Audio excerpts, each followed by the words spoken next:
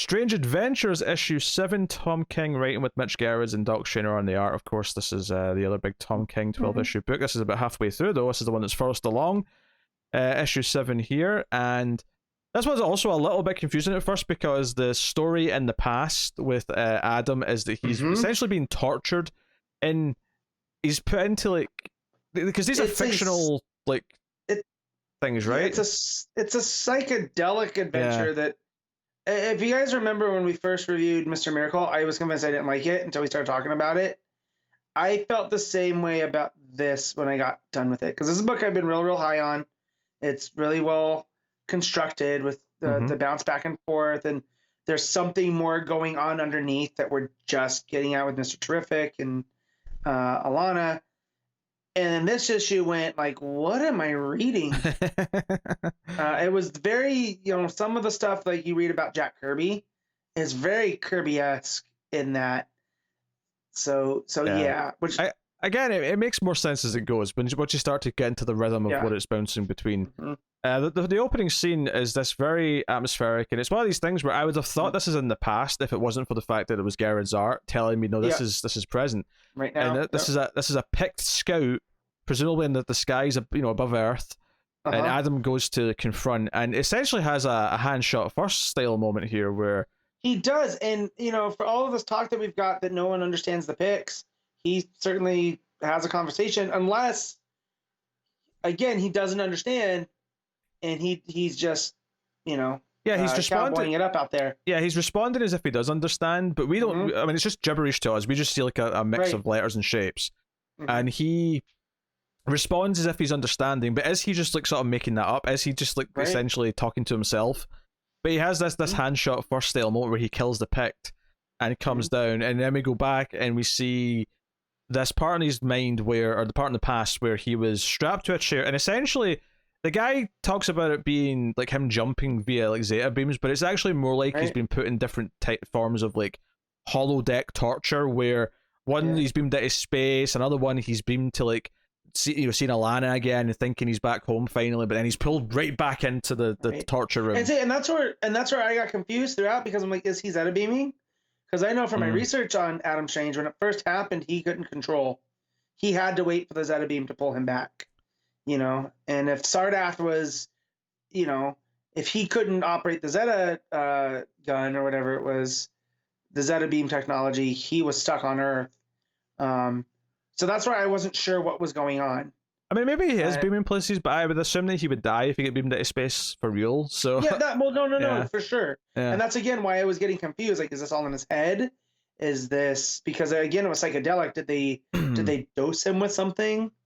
Yeah, and I'm sure someone will maybe translate the sign language panel where there's like a bunch of hands coming out of the grass. I did last night. Oh, okay, yeah, there you go. It's "Have a nice day," which only made me think of Mick Foley. Yeah, especially with the hands, and then the guy's head is a hand. Yeah, and I was like, oh man, Mr. Sacco, So but the "Have a nice day." Someone else looking through Twitter earlier today, someone had actually done it with they put the letters next to each hand. So so that's stuff where he just he ends up rebelling at the end of the issue. He like wakes up and snaps this guy's neck, and he he just yells out, "I'm the hero of two worlds, like how dare you think I am weak, blah blah blah." And it shows you what he's driven to become this vicious killer, which is kind of ties into the present day story where after he's killed this Pict at the start of the issue, he does it a second time. There's Batman's talking to a Pict scout who's on Earth, and Adam just blows him up from behind, and Batman's like, "What are you doing? You can't just kill them like that." And Adam's like, "No, you can. I'm not a hero. I'm something else." And it leads to this scene with Alana, where Alana, based on the issue with Terrific, where Terrific put this seed of doubt in her, and it made us kind of go, well, wait, yeah, like we assumed she was kind of in things and was maybe even the more evil one. Right. So this idea that he's concealing something from her about her daughter, that there's more to it than she knows, and she kind of brings this up. And he actually confesses to the murder from the start of the book, where he was convinced this guy in the bookshop, he followed him thinking he was a Pict. And he's actually more convinced now that the Pict have started showing up, that he was in fact a Pict. And more and more, it's starting to feel like he is someone who is suffering from serious mental health issues because of what he was driven to in war. Oh, for sure. That's what I know about King. He has PTSD. Yeah. And it's PTSD big time. And And funnily enough, goes into what I loved about Harleen, the Cedric book, was that she had went into Arkham to study people because people in war zones, it affects their brains.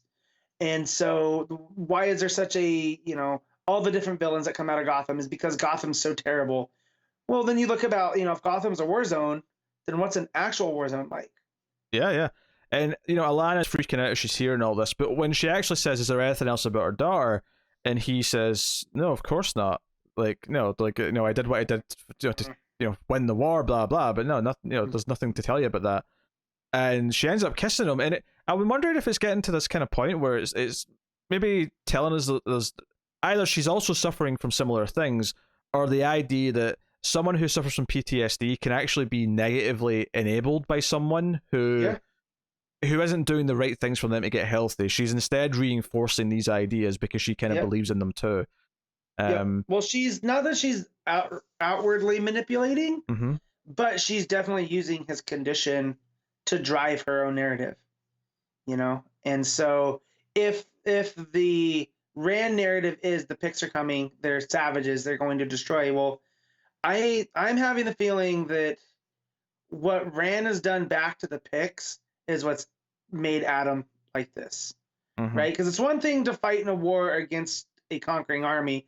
It's another thing to fight in a war as a retaliating force, right? And so this idea of what war does to people, that it makes people think there's a black and a white instead of the shades of gray, as we've seen all over Rand, right? And stuff. And yeah, here, just that image of where he peeks over her shoulder, it's on the 9-panel grid, where he says, I wasn't wrong, it was a disguise, it was just a Pict soldier, and killing him wasn't wrong either.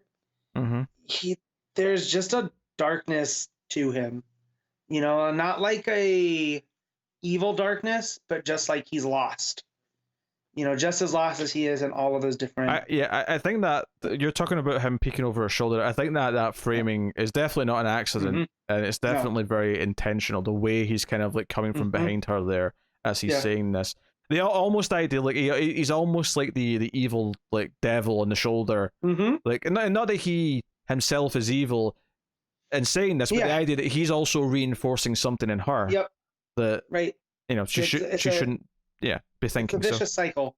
And because you got to think, what is she fought in the war too? So if he has PTSD, what's it with her?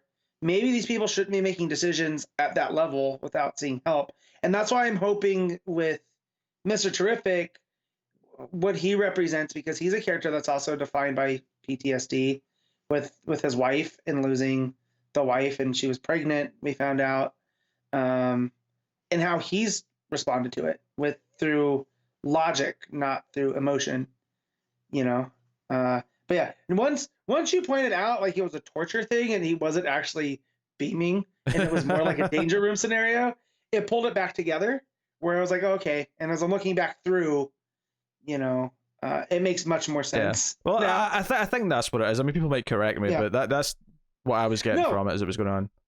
I thought they were beaming him to and from places, and it was like the scene where he's with his daughter and her. It seems just off enough, right? And when he goes back, it's just the brain. It's like his nervous system, right? Like the brain and the eyes and all of this stuff. And they scream, and that's why I thought, I was like, well, what is going on here? But then you see him back in that chair looking over the planet, right? So yeah, it makes much more sense, like you said, a holodeck or a danger room, where they're showing him his innermost fears. And like one of them, him being in space, he's alone. So yeah. Also, and that, go ahead. To go with the whole two worlds thing, if you notice the big 2-page spread where they're lying on the couch, the framed photo above them is one half is Earth, one half is, I assume, is Ran, and it's like split down the middle. And they're both on the Earth side, right? They're both on the Earth side of that page, but as the conversation goes on, by the time like he's done talking over her shoulder, notice that they're completely in front of the green half, right, of Ran, for Ran. So very intentional there as well. Some really smart paneling and framing, and I dare say cinematography because I like using that word, but even though it's a comic book.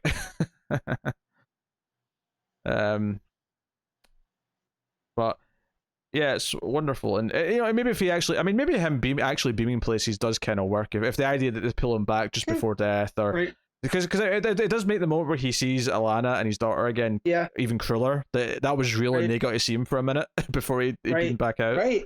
Well, because clearly time has passed. Because every time you see him, his beard has gotten longer, and the guy's hair's gotten shaggier. And then each of these end with a little quote, and this one really drives all of that back home too.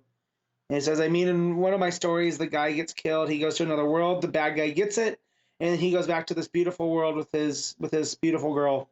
I think that's lovely. That's a lovely story. It should happen to everybody, right? And this whole issue is about him not being able to adjust, right? And it's almost in that Hurt Locker movie kind of way about the guys. Actually, this is probably a good companion to the Hurt Locker. It is in a weird way, yeah. Right? Now that I think about that, the hero of two worlds, right? Soldiers are doing their thing out across the sea, and then when they come home, it's a completely different thing. So the two worlds isn't just Earth and Ran; it's the home front versus the battlefront. Yeah. No, this team is just like fantastic. Yeah, and because we're doing science fiction, we're doing like proper fictiony fiction. We can literally take that and turn it into two literal worlds. Because normally it would just be the home front and the actual war front. But here it's like no, that's represented by Ran being the war front and Earth being the home front now. So, and he's kind of brought the war home. The idea that he's murdered someone on Earth soil, right? In the way that he has, because of him being so what's the word? Paranoid about the Picts following him, right? And that goes into some of the prejudices that people have in this country, and I mean even across the world against the other. This guy was seemingly pro Pict because if you remember from that first issue, the way that he's yelling, he's like, "I know what you did over there," and how you're not a hero and all this other stuff. So, and just how it becomes an us versus them mentality. And we're seeing it, at least in this country, more and more and more and more as the longer this thing goes. Yeah. And it's kind of sad. No, I mean, it's hitting a lot of things, as this book, as these Tom King 12-issue books tend to in different ways. And it's impressive that they're all doing very different things with it. And because Rorschach, again, feels very different. Yeah.